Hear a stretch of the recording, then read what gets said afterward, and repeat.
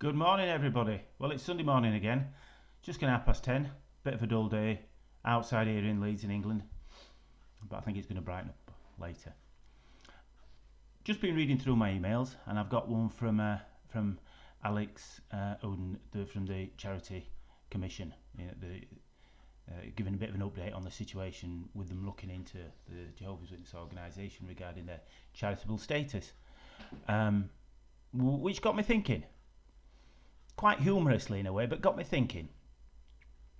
Now, if there's 8.4 million witnesses and they're all giving £1 a week, that's 8.4 million pounds. But you don't just give £1 a week. I think most people would now say, what, £3 a week? Because we're always, even though it's right, there's no direct pressure to put on you to contribute at the Kingdom Hall. Well, there isn't there. Yeah, there is. They do the site subliminal one, as that recent song where they've changed the words. It used to be "Run Free," now it's "Give us your gold and silver." Just slip into. I mean, that's got to be a bit subliminal, hasn't it? Quite funny. But it's all out from the platform. We need your money. We've got more going out than we've got coming in. We've got members of the governing body asking for money while he's there wearing a £25,000 gold and diamond encrusted Rolex. Anyway, so we'll say if they give £1 a week, 8.4 million, but we'll say as an overall contribution, we'll say I think people £3 a week. So 8, 16, 25, what that works out is 1,250 million a year. 1.25. Huge amounts of money. All tax free, of course, because of a charitable status. And it got me to thinking about, what charitable deeds do they do? Now, as I mentioned to you before, I spend most of my life in police stations working with all kinds of people. The criminal elements to a certain extent, and all people who support and help them. And I work with a lot of people who, in Leeds City Centre, who tirelessly volunteer and give their time to help people in need. And what I really want to just convey at this point, if anybody ever has been the victim of crime, my heart goes out for you. Because it's awful if you've had your car broken into your house, you've had something stolen, and the immediate response from everybody is those low life. There's a lot of terms that people use to refer to people that carry out these type of crimes. And yeah. I, on the other hand, and a lot of my colleagues see the other side to this. They see a 16-year-old girl getting pregnant at 16. Her daughter getting pregnant at 16, her daughter getting pregnant at 16, no life experience, no aspirations, no real education, born with no real hope in life.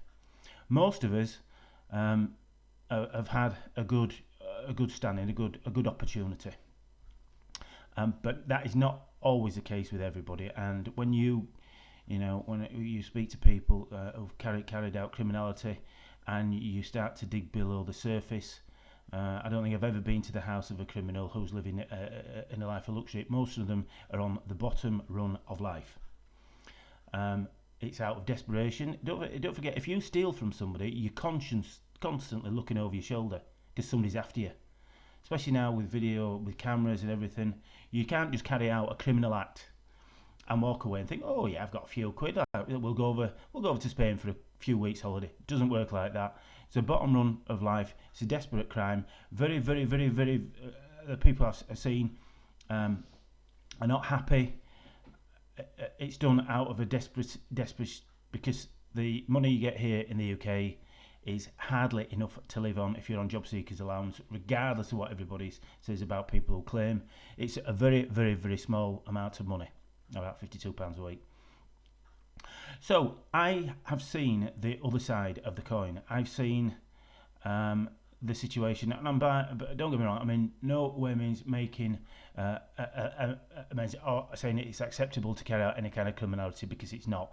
However, in 99% of cases, there's a lot more to it than meets the eye. There's a lot more to it than you would first perceive, and that kind of links me in to the charitable acts and the people who I know. Now, there's some absolutely lovely old ladies who come into Leeds 7 o'clock on a morning. They cook, they go to the crypt, they give the time, tirelessly working away to help some young kids. We've got young kids with drink problems, with drug problems, and not all. A lot of people think, goodness, the heroin addict, the lowest of the low, But when you find out that some of these were tricked into taking heroin when they were kids, when they had no real insight, they didn't know what they were doing, they were tricked into it. Once they're hooked, you then become virtually a servant to whoever, because it's so addictive. There's other sides to all this. You don't go out willingly taking a class A drug that is going to demonstrably take over your life if you're in a good state mentally and your whole surroundings. So we just go back. So I see a lot of these people giving up the time to help these people cope, get over, in some instances recover. And there's not just one or two of these people. There's a great army. Some of them are linked to different religious denominations, churches, small splinter groups that I can't really remember all the names of, but if you want to, I can find out. And that just got me to thinking, what kind of charitable acts do the witnesses do? Have they ever been down into Leeds with working people with drugs, working with people alcohol, working with domestic violence, all those things? And I thought, well, they must do something. So I did a bit of digging, and I did a little bit of asking, and I did a little research. I even approached a few in the street. Oh, if you're going to do that, be ready for a real onslaught. Defensive doesn't even kick in. They really, really back up, nearly shout at you. So prepare for that. If you're going to speak to them, I just said, I've gotten an email from Alex at Royal Charity Commission, and I'm just doing a bit of work on the actual charitable acts you do. Oh, go to don't speak. Go to the website. So back to where I started. They don't do any charitable acts I can find at all for anybody. Not one person. Now, I did have a young chap come to me a while ago, and he said, can I have some money? And I said, what do you need some money for? And he said, I'd like to get a taxi because I've been invited to the Kingdom Hall by the Jehovah's Witnesses. Now, he's a rough sleeper on the streets of Leeds. And obviously they put the cart up, and he started talking as he would. And they've said, everlasting life, paradise earth, you won't be sleeping out on the path. You'll have plenty to eat, it'll all be great, it'll all be fantastic. Now, to a lad sleeping rough on the streets with, when his history, it's tragic beyond most people's recollection of abuse and abandonment, and going through care facilities to homes and to absolute, disaster. 30 years old. And as such, he has problems with mental depressions on tablets, tends to drink too much. Probably anything that can go and can book him up, because that's how it is living on the street. So I say, can you come to our Kingdom Hall, and they kind of told him this perfect dream. So sorts him out his taxi money, and off he goes. I thought, wow, maybe for the first time in my knowledge, that witnesses actually being slightly proactive and looking beyond, saying, if you take drugs, you're never going to get in God's kingdom. If you do this, if you drink alcohol, you're never doing this. They actually look a little bit beneath the surface to see the reasons and the life. So, and when you do that, then you can Help them, because you can't expect a person to go from being in the depths of some kind of physical, mental addiction to something or other, and all of a sudden wash it all off, walk into a kingdom hall, and be your perfect brother or sister. Because that's not. You need to address the problems. When you've got those problems sorted, then you can go. Oh dear, sorry about that. Then you can go and help with some of the other things. You can start to work on other aspects of life. So I thought, well, that's brilliant. That is going, and yeah. Anyway, it did say with it being 7 o'clock on an evening starting. I thought, it's probably, he might have had a drink by then, because that just, that's nearly to be expected. And apparently he turned up at the Kingdom Hall and went in thinking it was all going to be fantastic. Somebody's kind of spoke to him, then somebody else has spoke to him, and they've asked him to leave. And he's come straight back home. Sorry about that again. He's asked him to leave. I didn't get the full story. The reason he's probably not got the full story is because he died last week. And at 30 years of age.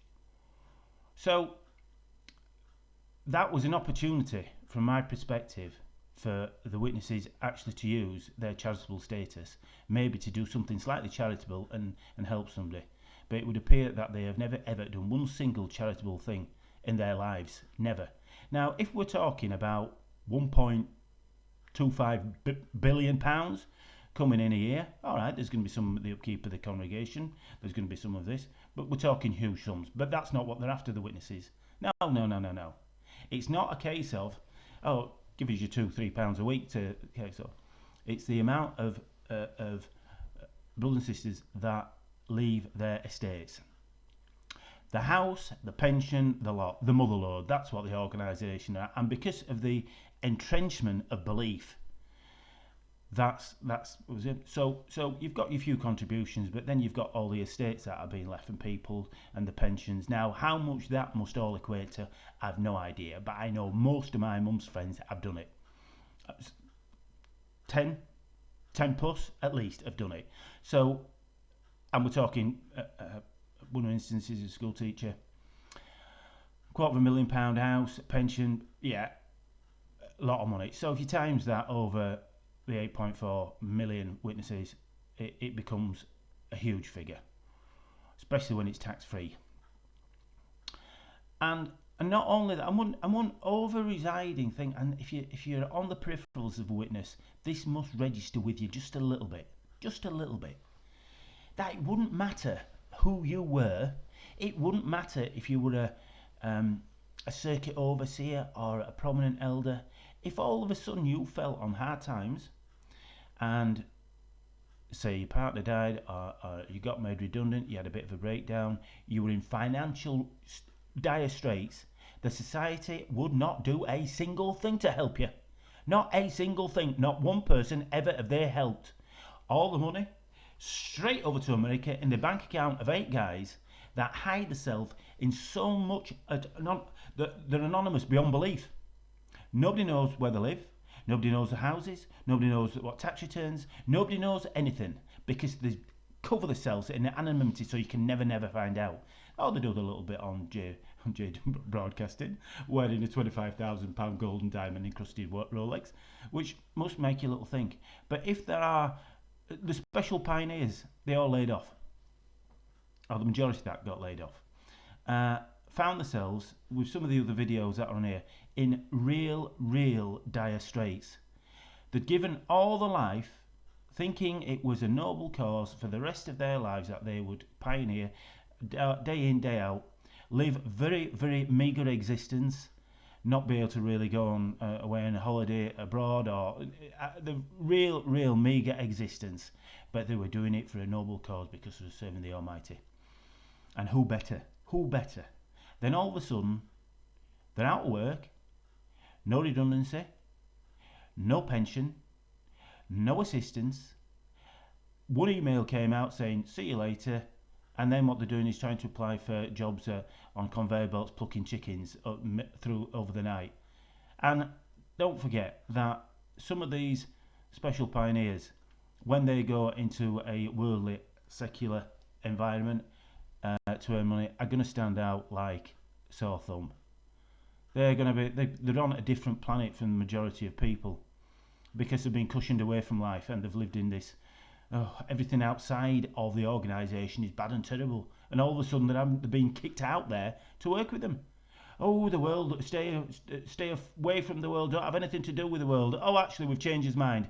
Go out in the world, start working with everybody, earn your own keep because there's more going out than coming in. Really?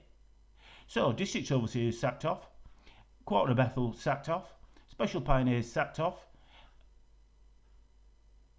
And now, we'll look at the printing. At one time, everything was printed, massive printing costs, the running of the equipment, big. Oh, that, no more. Make one copy, stick it on the internet, everybody's got on the tablet. They must have saved millions and millions in what they're no longer printing. So if they're saving on Bethel, they're saving on Special Pioneers, they're saving on the XXXX. So where's all this money going?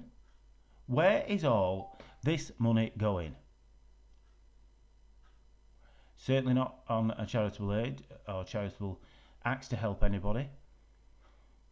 Certainly not on helping actual people within the organisation that may have fallen on hard times for circumstances be out of their control.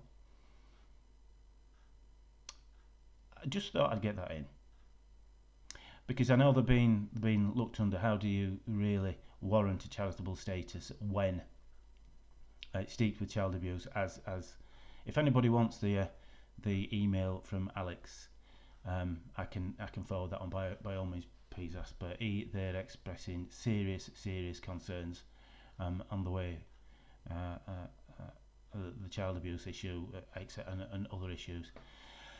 So thank you very much again for watching. I'm doing another one,